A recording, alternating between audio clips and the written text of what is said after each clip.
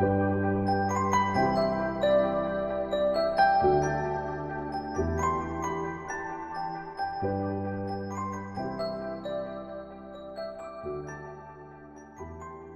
Falling শুরু হয়ে গিয়েছে এবং এটা আগামীকাল বিকাল নাগাদ এটা শেষ হবে।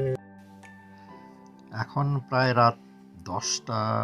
ইতিমধ্যেই স্নো ফলিং শুরু হয়ে গিয়েছে এবং ফোরকাস্ট অনুযায়ী এটা আগামীকাল বিকাল নাগাদ চলার কথা এবং ধারণা করা হচ্ছে 18 থেকে 20 ইঞ্চির মতো স্নো ফলিং হবে এই যাত্রায়। তো এরকম একটি দিনে এবং এর পরবর্তীতে আমরা এই ম্যাচ থেকে কিভাবে বেরিয়ে আসি এবং তার জন্য কি আমরা করি সেই জিনিসটাই আমি আসলে আপনাদের সাথে শেয়ার করব। আশা করি আপনারা আমাদের সাথেই থাকবেন। Thank you.